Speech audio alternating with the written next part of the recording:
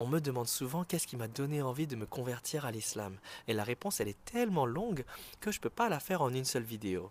Mais par contre, ce que je peux faire, c'est de vous partager une des raisons principales qui m'a donné envie de devenir musulman. Il faut savoir que j'ai grandi que avec des femmes. J'ai grandi avec ma mère, ma grand-mère et deux grandes sœurs.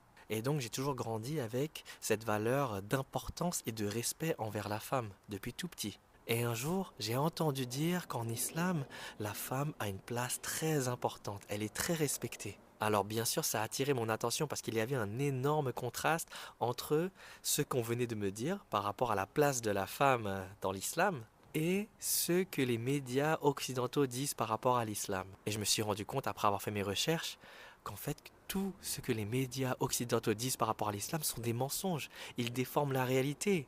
Le monde dans lequel on vit, le monde en dehors de l'islam, fait croire aux femmes que moins elles portent de vêtements, plus elles montrent de peau, plus elle aura de la valeur.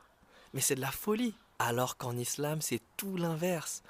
En islam, plus la femme se couvre, plus elle aura de la valeur, plus elle sera respectée.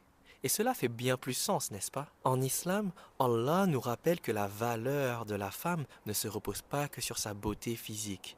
La valeur de la femme se repose sur sa piété, sur sa foi, sur son intelligence, sur son caractère, sur sa modestie, sur sa dignité. L'islam redonne de la valeur à la femme en lui disant qu'elle n'a absolument pas besoin de se dénuder pour être respectée, pour avoir de la valeur. L'islam rappelle à la femme que ce qui compte, ce n'est pas le regard des autres et qu'elle n'a absolument pas besoin de montrer sa peau, son corps, pour plaire aux autres.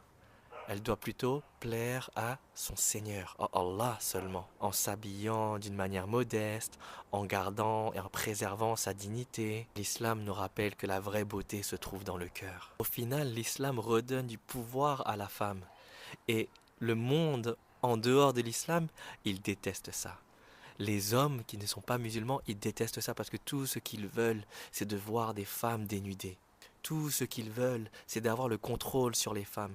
Mais lorsque la femme, elle comprend que sa valeur, elle ne se repose pas sur sa beauté physique, eh bien, elle va commencer à s'habiller d'une manière plus modeste, à se couvrir, et cela énerve les non-musulmans, car ils se rendent compte qu'ils n'ont plus de pouvoir sur la femme. Car la femme, en faisant cela, eh bien, elle reprend sa vraie valeur. De plus, le prophète Mohammed sallallahu alayhi wa sallam a dit que le paradis est sous le pied des mères.